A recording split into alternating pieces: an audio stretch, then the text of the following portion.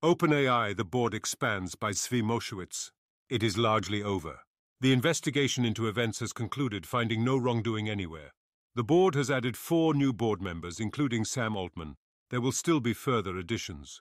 Sam Altman now appears firmly back in control of OpenAI. None of the new board members have been previously mentioned on this blog, or known to me at all. They are mysteries with respect to AI. As far as I can tell, all 3 lack technical understanding of AI and have no known prior opinions or engagement on topics of AI, AGI, and AI safety of any kind, including existential risk. Microsoft and investors indeed so far have came away without a seat. They also, however, lack known strong bonds to Altman, so this is not obviously a board fully under his control if there were to be another crisis. They now have the gravitas the old board lacked. One could reasonably expect the new board to be concerned with AI ethics, broadly construed in a way that could conflict with Altman, or with diversity, equity, and inclusion. One must also remember that the public is very concerned about AI existential risk when the topic is brought up, so hire people with other expertise that have not looked at AI in detail yet does not mean the new board members will dismiss such concerns, although it could also be that they were picked because they don't care. We will see. Prior to the report summary and board expansion announcements, the New York Times put out an article leaking potentially key information in ways that looked like an advance leak from at least one former board member, claiming that Mira Murati and Ilya Sutskever were both major sources of information driving the board to fire Sam Altman, while not mentioning other concerns. Mira Murati has strongly denied these claims and has the publicly expressed confidence and thanks of Sam Altman. I continue to believe that my previous assessments of what happened were broadly accurate, with new events providing additional clarity. My assessments were centrally offered in OpenAI, The Battle of the Board, which outlines my view of what happened. Other information is also in OpenAI. Facts from a Weekend and OpenAI. Altman returns. This post covers recent events, completing the story arc for now. There remain unanswered questions, in particular what will ultimately happen with Ilya Sutskever and the views and actions of the new board members. We will wait and see. The new board. The important question, as I have said from the beginning, is, who is the new board? We have the original 3 members plus 4 more. Sam Altman is one very solid vote for Sam Altman. Who are the other 3? OpenAI announcement. We're announcing 3 new members to our board of directors as a first step towards our commitment to expansion. Dr. Sue Desmond-Hellmann, former CEO of the Bill and Melinda Gates Foundation. Nicole Seligman, former EVP and General Counsel at Sony Corporation and Fiji Simo, CEO and Chair of Instacart. Additionally, Sam Altman, CEO, will rejoin the OpenAI board of directors. Sue, Nicole, and Fiji have experience in leading global organizations and navigating complex regulatory environments, including backgrounds in technology, nonprofit, and board governance.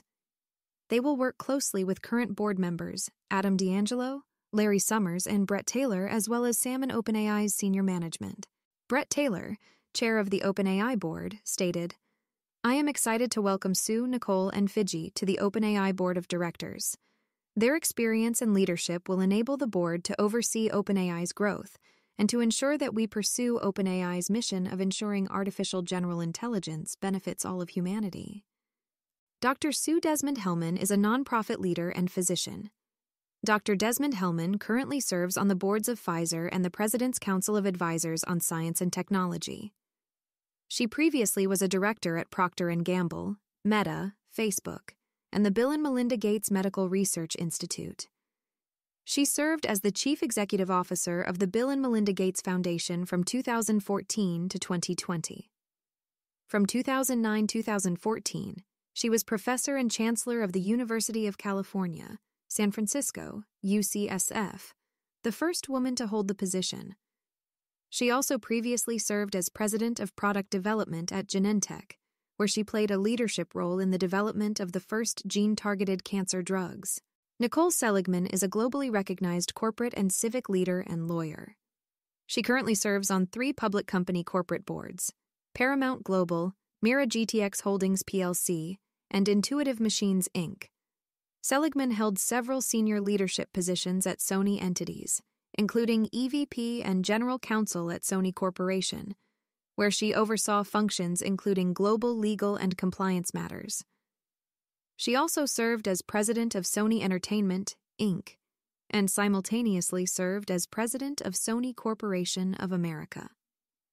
Seligman also currently holds nonprofit leadership roles at the Schwartzman Animal Medical Center and the Doe Fund in New York City. Previously, Seligman was a partner in the litigation practice at Williams & Connolly LLP in Washington, D.C., working on complex civil and criminal matters and counseling a wide range of clients, including President William Jefferson Clinton and Hillary Clinton. She served as a law clerk to Justice Thurgood Marshall on the Supreme Court of the United States. Fidji Simo is a consumer technology industry veteran, having spent more than 15 years leading the operations, strategy, and product development for some of the world's leading businesses. She is the Chief Executive Officer and Chair of Instacart. She also serves as a member of the Board of Directors at Shopify. Prior to joining Instacart, Simo was Vice President and head of the Facebook app. Over the last decade at Facebook, she oversaw the Facebook app, including Newsfeed, Stories, Groups, Video, Marketplace, Gaming, News, Dating, Ads, and more. Simo founded the Metrodora Institute, a multidisciplinary medical clinic and research foundation dedicated to the care and cure of neuroimmune axis disorders, and serves as president of the Metrodora Foundation. This tells us who they are in some senses and nothing in other important senses. I did some quick investigation, including asking multiple LLMs and asking Twitter about the new board members and the implications. It is not good news. The new board clearly looks like it represents an attempt to pivot. 1. Towards legitimacy, legibility, and credibility. Gravitas to outsiders. 2. Towards legal and regulatory expertise, especially via Seligman. 3. Towards traditional corporate concerns and profit maximization. 4. Towards broadly AI ethics, emphasis on social impact, perhaps DEI. 5. Away from people who understand the technology behind AI. 6. Away from people concerned about existential risk. I have nothing against any of these new board members, but neither do I have anything for them either. I have perhaps never previously heard their names. We do have this tiny indirect link to work with, I suppose, although it is rather generic praise indeed. The image shows a teal background with white text printed on it. A quote is provided from Sue Desmond-Hellmann, the CEO of the Bill and Melinda Gates Foundation, which reads, "This incredible group is helping people have a greater social impact with their careers." Below the quote, the text mentions that over the course of one's roughly 80,000-hour career, your choice of career is one of the most important decisions you'll ever make. It advises to choose well, as you can help solve the most pressing problems while having an interesting life. Otherwise, this was the most positive thing anyone had to say overall. No one had anything more detailed than this in any direction. And Nathan Helmberger. Well, they all sound competent, charitably inclined, and agenic. Hopefully they are also canny, imaginative, cautious, forward-thinking, and able to extrapolate into the future. Those attributes are harder to judge from their bios. The pivot away from any technological domain knowledge towards people who know other areas instead is the most striking. There is deep expertise in non-profits and big corporations, with legal and regulatory issues, with major technologies and so on. But these people, presumably, don't know AI, and seem rather busy in terms of getting up to speed on what they may or may not realize is their most important job they will ever have. I don't know their views on existential risk, because none of them have, as far as I know, expressed such views at all. That seems not to be a concern here at all. Contrast this with a board that included Toner, Sutskever, and Brockman, along with Altman. The board will not have anyone on it that can act as a sanity check on technical claims or risk assessments from Altman. Perhaps D'Angelo will be the closest thing left to that. No one will be able to evaluate claims, express concerns, and ensure everyone has the necessary facts. It is not only Microsoft that got shut out, so this seems quite bad. In a normal situation, if trouble does not find them, they will likely let Altman do whatever he wants. However, with only Altman as a true insider, if trouble does happen, then the results will be harder to predict or control. Altman has in key senses won, but from his perspective he should worry he has perhaps unleashed a rather different set of monsters. This is the negative case in a nutshell. Jason Booker. My impression is they're a bunch of corporate shills with no knowledge of AI, but just there to secure business ties and use political legal leverage. And there was also this in response to the query in question. The image shows a tweet by Michael Tonchev replying to Zvi. Michael's tweet says, "Hope this helps," and includes a screenshot of a Google search for Fiji Simo AI risk. The top result is a tweet posted 14 hours ago by someone with the username Zvi, which reads, Zvi Mowshowitz. What do we know about the AI-related knowledge and views, especially on existential risk, of Fiji Simo, CEO and chair of Instacart, now aboard? Day to day, Altman has a free hand. These are a bunch of busy business people. However, that is not the important purpose of the board. The board is not there to give you prestige or connections, or rather it is partly for that, but that is the trap that prestige and connections lay for us. The purpose of the board is to control the company. The purpose of the board is to decide whether to fire the CEO and to choose future iterations of the board. The failure to properly understand this before is part of how things got to this point. If the same mistake is repeating itself, then so be it.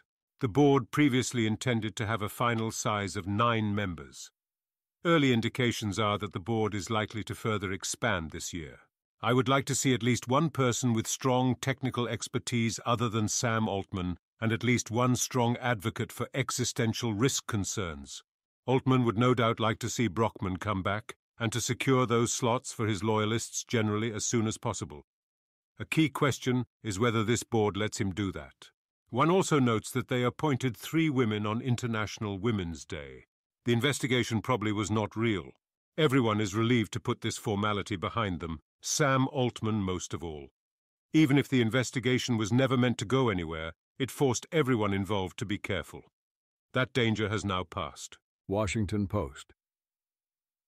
In a summary OpenAI released of the findings from an investigation by the law firm Wilmer Hale into Altman's ouster, the law firm found that the company's previous board fired Altman because of a breakdown in the relationship and loss of trust between the prior board and Mr. Altman. Brockman, Altman's close deputy, was removed from OpenAI's board when the decision to fire the CEO was announced. The firm did not find any problems when it came to OpenAI's product safety, finances, or its statements to investors, OpenAI said.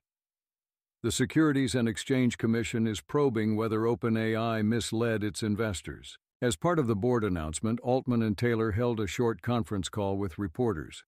The two sat side by side against a red brick wall as Taylor explained the law firm's review and how it found no evidence of financial or safety wrongdoing at the company. He referred to the CEO sitting next to him as Mr. Altman, then joked about the formality of the term. "I'm pleased this whole thing is over," Altman said. He said he was sorry for how he handled parts of his relationship with a prior board member. "I could have handled that situation with more grace and care. I apologize for that." Indeed, here is their own description of the investigation in full bold is mine. On December 8, 2023, the Special Committee retained Wilmer Hale to conduct a review of the events concerning the November 17, 2023 removal of Sam Altman and Greg Brockman from the OpenAI Board of Directors and Mr. Altman's termination as CEO. Wilmer Hale reviewed more than 30,000 documents, conducted dozens of interviews including of members of OpenAI's prior board, OpenAI executives, advisors to the prior board, and other pertinent witnesses, and evaluated various corporate actions. The Special Committee provided Wilmer Hale with the resources and authority necessary to conduct a comprehensive review. Many OpenAI employees, as well as current and former board members, cooperated with the review process. Wilmer Hale briefed the Special Committee several times on the progress and conclusions of the review. Wilmer Hale evaluated management and governance issues that had been brought to the prior board's attention, as well as additional issues that Wilmer Hale identified in the course of its review. Wilmer Hale found there was a breakdown in trust between the prior board and Mr. Altman that precipitated the events of November 17th. Wilmer Hale reviewed the public post issued by the prior board on November 17th and concluded that the statement accurately recounted the prior board's decision and rationales. WilmerHale found that the prior board believed at the time that its actions would mitigate internal management challenges and did not anticipate that its actions would destabilize the company. WilmerHale also found that the prior board's decision did not arise out of concerns regarding product safety or security, the pace of development, OpenAI's finances, or its statements to investors, customers, or business partners. Instead, it was a consequence of a breakdown in the relationship and loss of trust between the prior board and Mr. Altman. WilmerHale found the prior board implemented its decision on an abridged timeframe, without advance notice to key stakeholders, and without a full inquiry or an opportunity for Mr. Altman to address the prior board's concerns. WilmerHale found that the prior board acted within its broad discretion to terminate Mr. Altman, but also found that his conduct did not mandate removal. After reviewing the WilmerHale findings, the special committee recommended to the full board that it endorse the November 21st decision to rehire Mr. Altman and Mr. Brockman. With knowledge of the review's findings, the special committee expressed its full confidence in Mr. Altman and Mr. Brockman's ongoing leadership of OpenAI. The special committee is pleased to conclude this review and looks forward to continuing with the important work of OpenAI. And consider this tidbit from the Washington Post. One person familiar with the investigation who had been interviewed by the firm said WilmerHale did not offer a way to confidentially share relevant information. If Altman is doing the types of things people say he is doing, and you do not offer a confidential way to share relevant information, that tells me you are not so interested in finding wrongdoing by Sam Altman. Taken together with an inability to offer confidentiality, it would be difficult for a summary statement to louder scream the message, "We wanted this all to go away quietly and had no interest in a real investigation if we can avoid one." There was still the possibility that one could not be avoided if the gun was sufficiently openly smoking. That turned out not to be the case. So instead they are exonerating the board in theory, saying they messed up in practice and moving on. One detail that I bolded is that the board did not anticipate that firing Altman would destabilize OpenAI, that they thought he would not fight back. If true, then in hindsight this looks like a truly epic error on their part. But what if it wasn't from their perspective at the time? Altman had a very real choice to make. 1. Destabilize OpenAI and risk its disintegration to fight for his job, in a way that very rarely happens when CEOs are fired by their boards. Consider the removals at Uber and WeWork. 2. Do what he said he would do at the initial board meeting and help with the transition, then move on to his next thing. Maybe raise a ton of money for chip factories or energy production or a rival AI company. Plenty of people would have rushed to fund him, and then he'd have founder equity. Altman decided to fight back in a way rarely seen, and in a way he did not do at YC when he was ejected there. He won, but there was real risk that OpenAI could have fallen apart.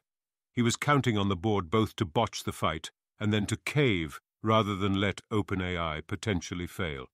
And yes, he was right, but that does not mean it wasn't a gamble or that he was sure to make it. I still consider this a massive error by the board for 5 reasons. 1. Character is fate. Altman has a history and reputation of being excellent in and relishing such fights. Altman was going to fight if there was a way to fight. 2. The stakes are so high. OpenAI potentially is fate of the world level stakes. 3. There was little lock-in. OpenAI is nothing without its people or relationship with Microsoft, in a way that is not true for most companies. 4. Altman had no equity. He loses nothing if the company is destroyed. 5. The board knew it had in other ways a precarious position, lacking gravitas, the trust of the employees, and the full support of their new interim CEO, or a secured strong pick for a permanent replacement, and that they were unwilling to justify their actions. This was a much weaker hand than normal. Yes, some of that is of course hindsight. There were still many reasons to realize this was a unique situation where Altman would be uniquely poised to fight. Early indications are that we are unlikely to see the full report this year. The New York Times leak and Gwern's analysis of it. Prior to the release of the official investigation results and announcement of expansion of the board, the New York Times reported new information, including some that seems hard to not have come from at least one board member. Gwern then offered perspective, analyzing what it meant that this article was published while the final report was not yet announced. Gwern's take was that Altman had previously had a serious threat to worry about with the investigation. It was not clear he would be able to retain control. He was forced to be cautious, to avoid provocations. We discussed this a bit, and I was convinced that Altman had more reason than I realized to be worried about this at the time. Even though Summers and Taylor were doing a mostly fake investigation, it was only mostly fake, and you never know what smoking guns might turn up. Plus, Altman could not be confident it was mostly fake until late in the game, because if Summers and Taylor were doing a real investigation, they would have every reason not to tip their hand. Yes, no one could talk confidentially as far as Altman knew. But who knows what deals could be struck, or who might be willing to risk it anyway. That, Gwern reported, is over now. Altman will be fully in charge. Mira Muratori, who we now know was directly involved, not simply someone initially willing to be interim CEO, and Ilya Sutskever will have their roles reduced or leave. The initial board might not formally be under Altman's control, but will become so over time. I do not give the investigation as much credit for being a serious threat as Gwern does. But certainly it was a good reason to exercise more caution in the interim to ensure that remained true. Also, Mira Murati has denied the story, and has at least publicly retained the confidence and thanks of Altman. Here is Gwern's full comment. Gwern, an OA update. It's been quiet, but the investigation is about over. And Sam Altman won. To recap, because I believe I haven't been commenting much on this since December, this is my last big comment, skimming my LW profile, Wilmer Hale was brought in to do the investigation. The tender offer, to everyone's relief, went off. A number of embarrassing new details about Sam Altman have surfaced, in particular about his enormous chip fab plan with substantial interest from giants like Sematech, and how the OAVC fund turns out to be owned by Sam Altman. His explanation was it saved some paperwork, and he just forgot to ever transfer it to OA. Ilya Sutskever remains in hiding and lawyered up. There have been increasing reports the past week or two that the Wilmer Hale investigation was coming to a close, and I am told that the investigators were not offering confidentiality, and the investigation was narrowly scoped to the firing. There was also some OA drama with the Musk lawfare and the OA response, but aside from offering an abject lesson in how not to redact sensitive information, it's irrelevant and unimportant. The news today comes from the NYT leaking information from the final report. Key OpenAI executive, Mira Murati, played a pivotal role in Sam Altman's ouster. The main theme of the article is clarifying Murati's role. As I speculated, she was in fact telling the board about Altman's behavior patterns, and it fills in that she had gone further and written it up in a memo to him, and even threatened to leave with Sutskever. But it reveals a number of other important claims. The investigation is basically done and wrapping up.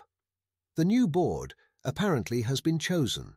Sutskever's lawyer has gone on the record, stating that Sutskever did not approach the board about Altman, neither, sir. And it reveals the board confronted Altman over his ownership of the OAVC fund, in addition to all his many other compromises of interest. So what does that mean? I think that what these indirectly reveal is simple. Sam Altman has won. The investigation will exonerate him, and it is probably true that it was so narrowly scoped from the beginning that it was never going to plausibly provide grounds for his ouster. What these leaks are a loser's spoiler move. The last gasps of the anti-Altman faction, reduced to leaking bits from the final report to friendly media, Mets NYT, to annoy Altman and strike first. They got some snippets out before the Altman faction shops around highly selective excerpts to their own friendly media outlets. The usual suspects, The Information, Kara Swisher. From the final officialized report to set the official record, at which point the rest of the confidential report is sent down the memory hole. Welp, it's been an interesting few months, but l'affaire Altman is over. R.I.P. Evidence, aside from simply asking who benefits from these particular leaks at the last minute, is that Sutskever remains in hiding and his lawyer is implausibly denying he had anything to do with it. While if you read Altman on social media, you'll notice that he's become ever more talkative since December, particularly in the last few weeks, positively glorying in the instant memification of $7 trillion. As has OAPR, and we have heard no more rhetoric about what an amazing team of execs OA has and how he's so proud to have tutored them to replace him, because there will be no need to replace him now. The only major reasons he will have to leave is if it's necessary as a stepping stone to something even higher, e.g., running the 7-tier chip fab consortium, running for US president, or something like a health issue. So, upshot, I speculate that the report will exonerate Altman, although it can't restore his halo, as it cannot and will not address things like his firing from YC, which have been forced out into public light by this whole affair, and he will be staying as CEO and may be returning to the expanded board. The board will probably include some weak, uncommitted token outsiders for their diversity and independence, but have an Altman plurality, and we will see gradual selective attrition replacement in favor of Altman loyalists, until he has a secure majority robust to at least one flip, and preferably two. Having retaken irrevocable control of OA, further EA purges should be unnecessary, and Altman will probably refocus on the other major weakness exposed by the coup, the fact that his frenemy MS controls OA's lifeblood. The fact that MS was such a potent weapon for Altman in the fight is a feature while he's outside the building, but a severe bug once he's back inside. People are laughing at the $7 trillion, but Altman isn't laughing. Those GPUs are life and death for OA now, and why should he believe he can't do it? Things have always worked out for him before. Predictions, if being a bit more quantitative will help clarify my speculations here. Altman will still be CEO of OA on June 1st, 85%. The new OA board will include Altman, 60%. Ilya Sutskever and Mira Murati will leave OA or otherwise take on some sort of clearly diminished role by year-end, 90%, 75%. The full unexpurgated non-summary report will not be released. 85% may be hard to judge because it'd be easy to lie about. Serious chip fab Tigris efforts will continue, 75%. Microsoft's observer seat will be upgraded to a voting seat, 25%. Eric Newcomer, usually a bit more acute than this, asks, "One thing that I find weird. OpenAI Comms is giving very pro-Altman statements when the board, Sir Wilmer Hale, are still conducting the investigation. Isn't communications supposed to work for the company, not just the CEO? The board is in charge here still, no?" Narrator: The board is not in charge still. That continues to be the actual key question in practice. Who controls the final board, and to what extent will that board be in charge? We now know who that board will be, suggesting the answer is that Altman may not be in firm control of the board, but the board is likely to give him a free hand to do what he wants. For all practical purposes, Altman is back in charge until something happens. The other obvious question is, what actually happened? What did Sam Altman do or not do? Why did the board try to fire Altman in the first place? Whoever leaked to the Times and their writers have either a story or a theory. From the NYT article. In October, Ms. Murati approached some members of the board and expressed concerns about Mr. Altman's leadership, the people said. She described what some considered to be Mr. Altman's playbook, which included manipulating executives to get what he wanted. First, Ms. Murati said Mr. Altman would tell people what they wanted to hear to charm them and support his decisions. If they did not go along with his plans, or if it took too long for them to make a decision, he would then try to undermine the credibility of people who challenged him, the people said. Ms. Murati told the board she had previously sent a private memo to Mr. Altman outlining some of her concerns with his behavior, and shared some details of the memo with the board, the people said. Around the same time in October, Dr. Sutskever approached members of the board and expressed similar issues about Mr. Altman, the people said. Some members of the board were concerned that Ms. Murati and Dr. Sutskever would leave the company if Mr. Altman's behavior was not addressed. They also grew concerned the company would see an exodus of talent if top lieutenants left. There were other factors that went into the decision. Some members were concerned about the creation of the OpenAI Startup Fund, a venture fund started by Mr. Altman. You know what does not come up in the article? Any mention of AI safety or existential risk, any mention of effective altruism, or any member of the board members other than Ilya, including Helen Toner, or any attempt by Altman to alter the board. This is all highly conspicuous by its absence, even the absence of any note of its absence. There is also no mention of either Murati or Sutskever describing any particular incident. The things they describe are a pattern of behavior, a style, a way of being. Any given instance of it, any individual action, is easy to overlook and impossible to much condemn. It is only in the pattern of many such incidents that things emerge. Or perhaps one can say this was an isolated article about one particular incident. It was not a claim that anything else was unimportant, or that this was the central thing going on. And technically, I think that is correct.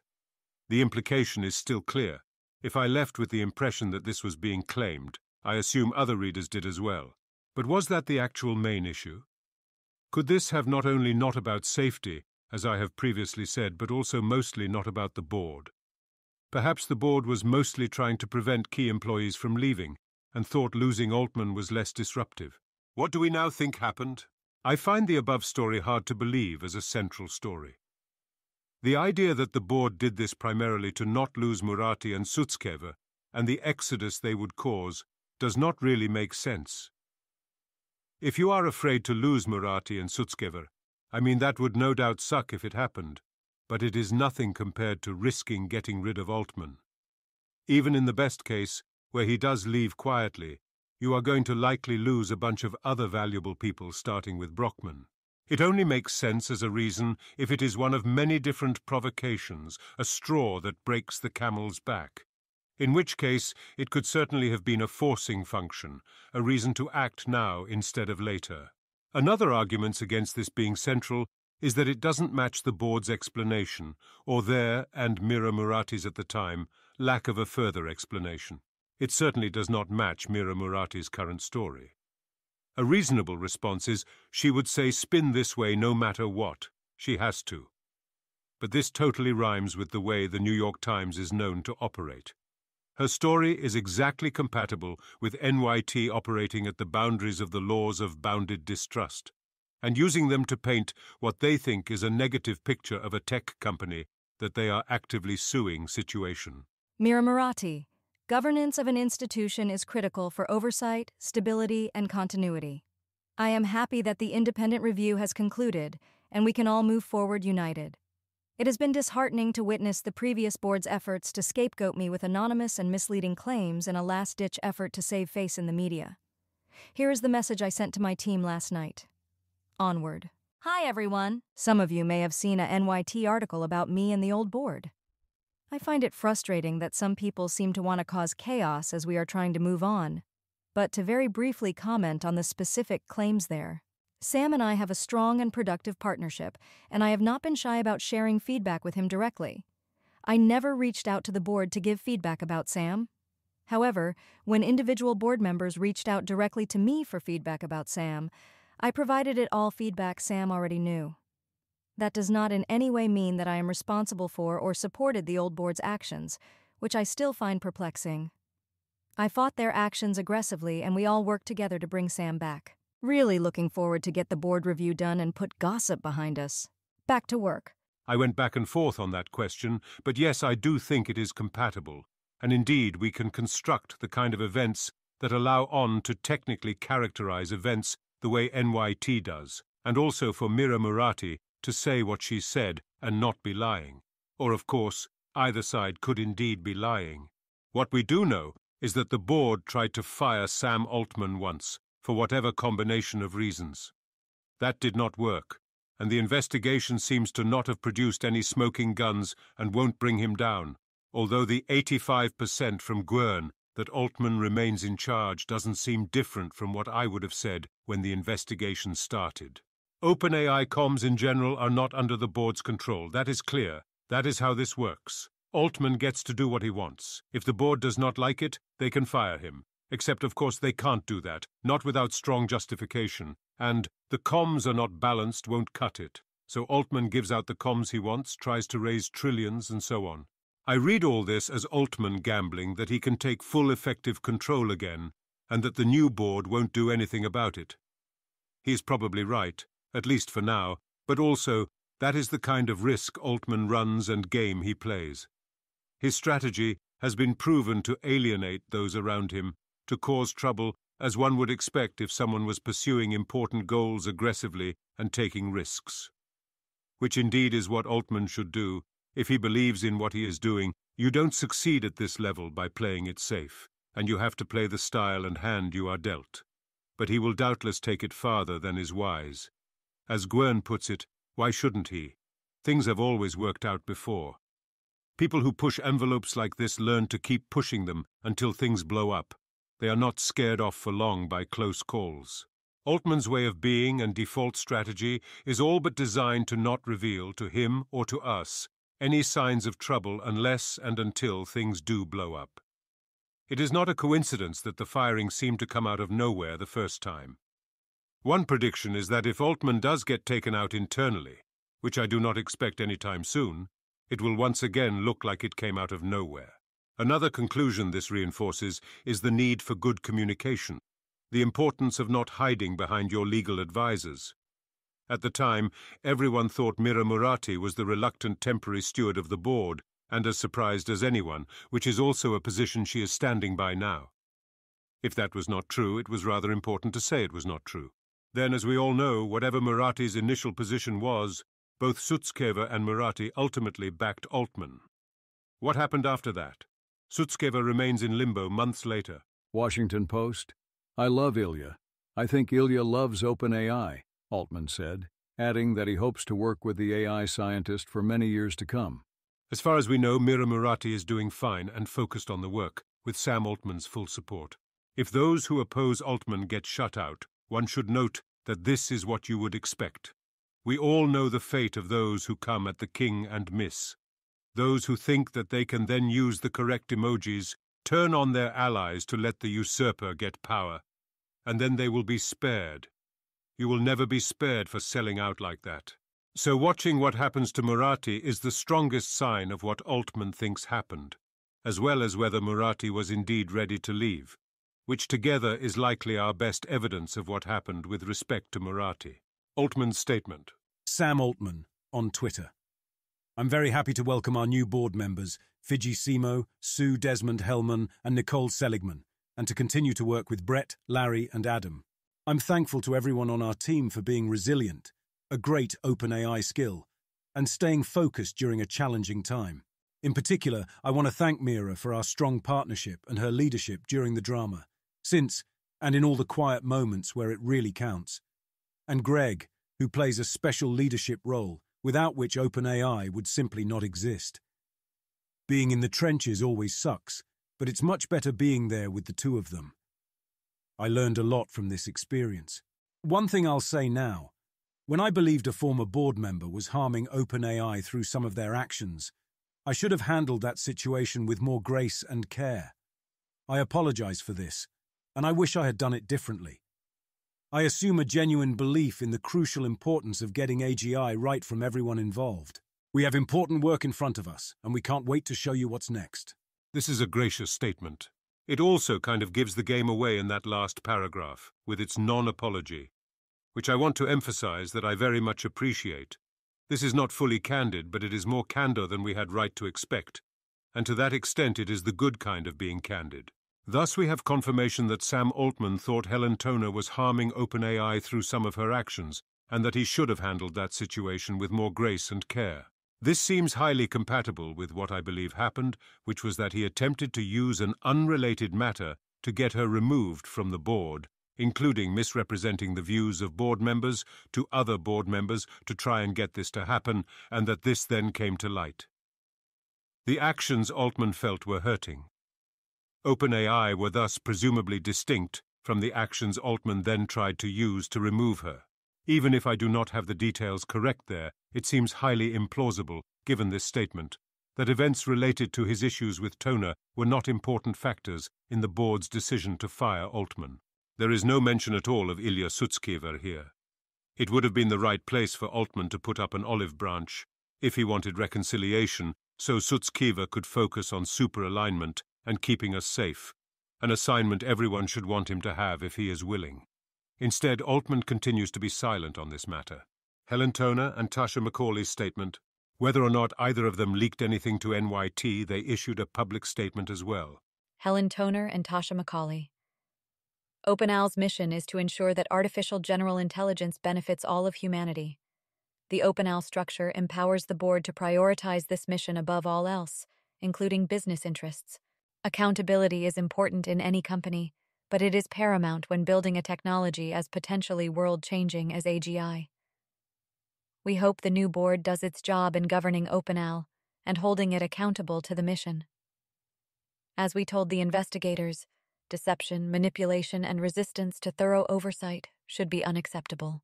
There are a great many people doing important work at OpenAI. We wish them and the new board success. That is not the sentiment of two people convinced everything is fine now. This is a statement that things are very much not fine, and that the investigation did not do its job, and that they lack faith in the newly selected board, although they may be hopeful. Alas, they continue to be unable or unwilling to share any details, so there is not much more that one can say. The case against Altman?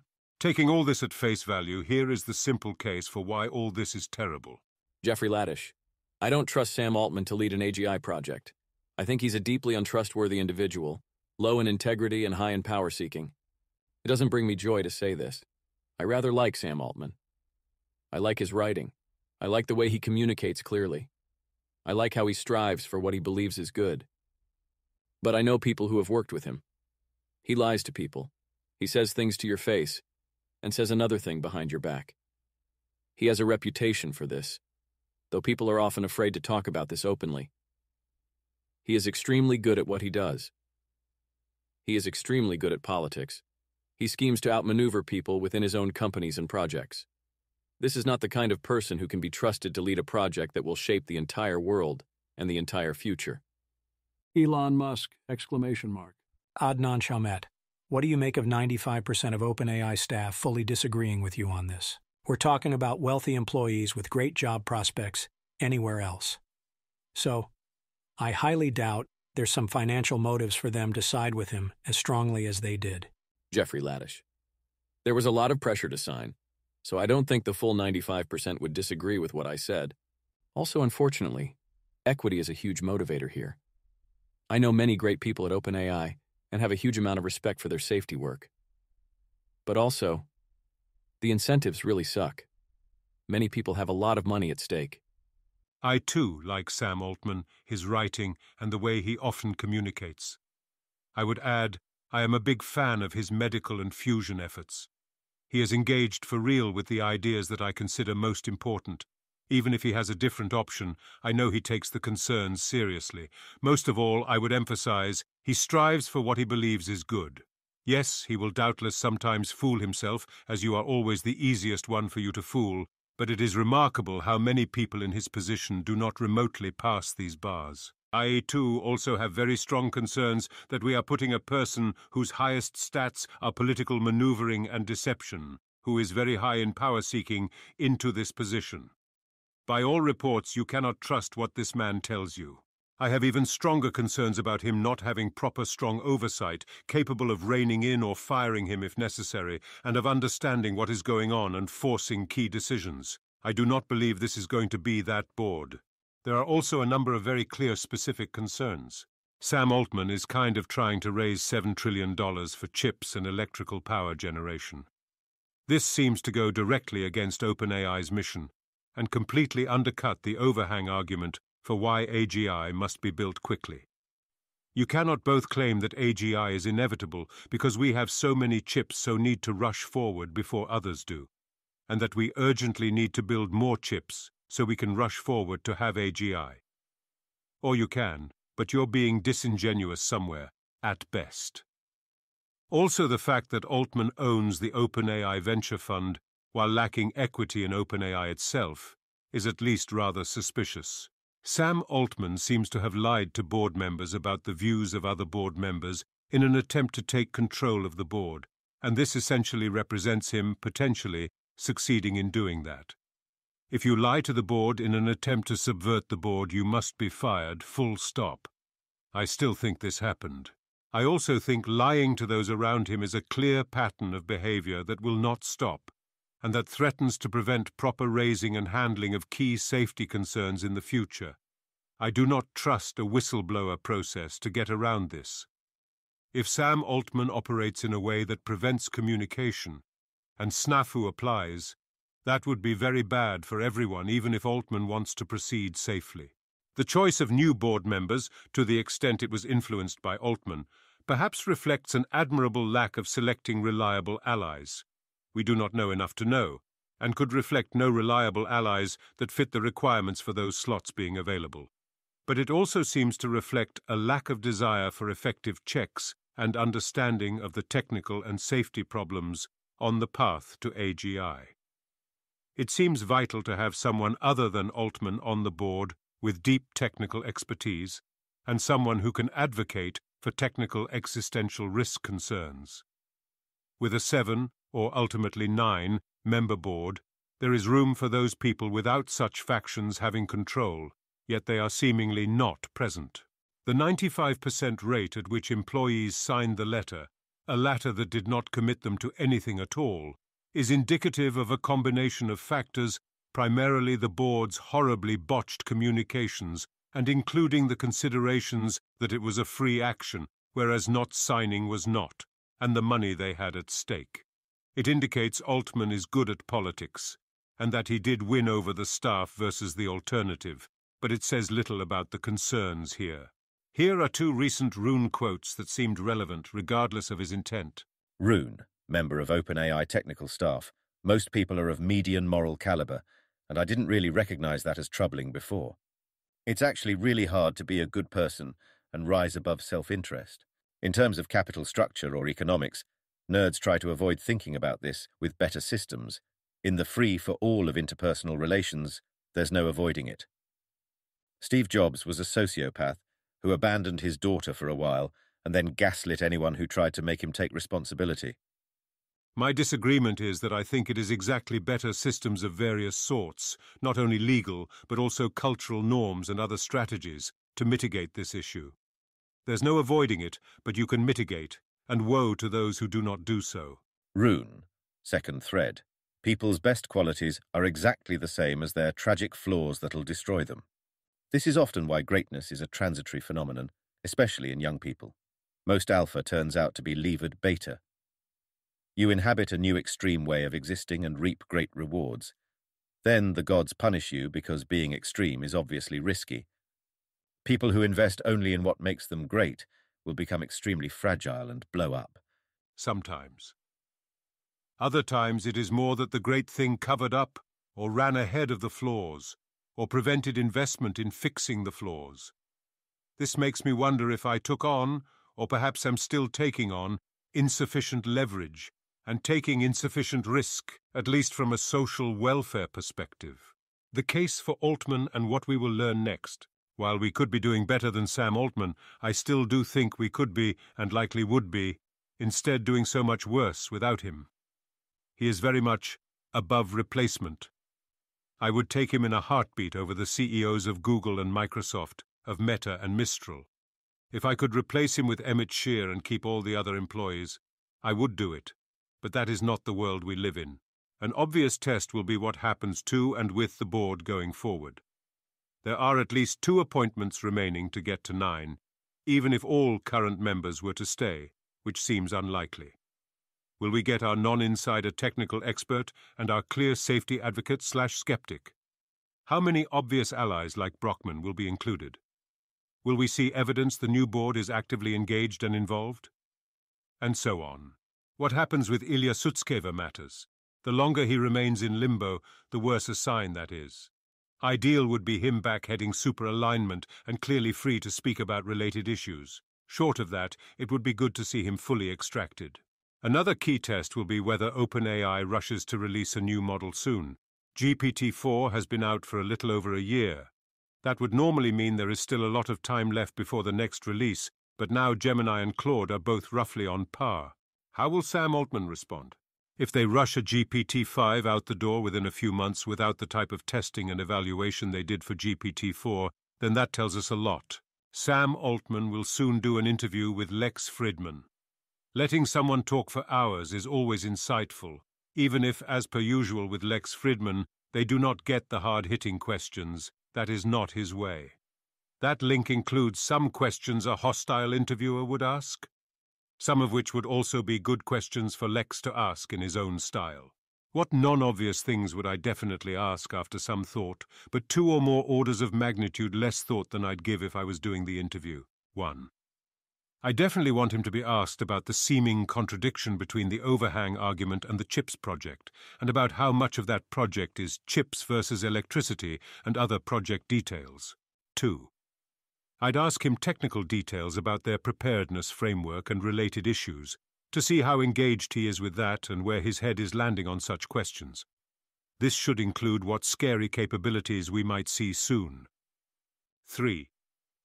I'd ask how he sees his relationship with the new board, how he plans to keep them informed, ensure that they have access to employees and new projects and products, and how they will have input on key decisions short of firing him, and how he plans to address the current lack of technical expertise or safety advocacy. How will OpenAI ensure it is not effectively another commercial business? 4.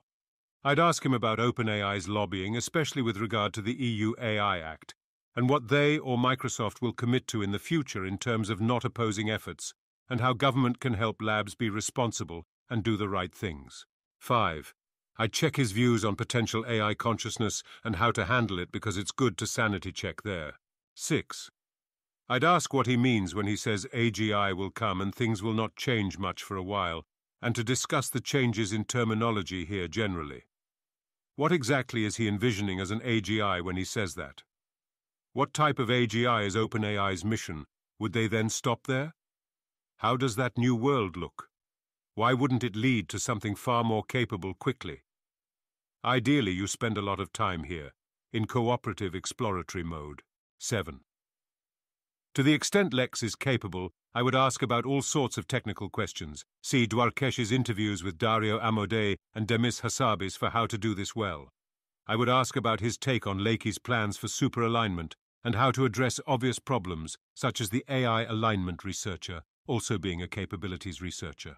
8. Indeed, I would ask, are you eager to go sit down with Dwarkesh Patel soon? 9. I mostly wouldn't focus on asking what happened with the firing because I do not expect to be able to get much useful out of him there, but you can try. My view is something like, you would want to pre-negotiate on this issue. If Altman wants to face hostile questioning and is down for it, sure, do it. Otherwise, don't press. 10. For Ilya, I would do my best to nail him down specifically on 2 questions. Is he still employed by OpenAI? And does he have your full faith and confidence, if he chooses to do so, to continue to head up the superalignment task force? There is, of course, so much more and so much more thinking to do on such questions. A few hours can only scratch the surface, so you have to pick your battles and focus. This is an open invitation to Lex Fridman or anyone else who gets an interview with Altman. If you want my advice or to talk about how to maximize your opportunity, I'm happy to help. There have been and will be many moments that inform us. Let's pay attention.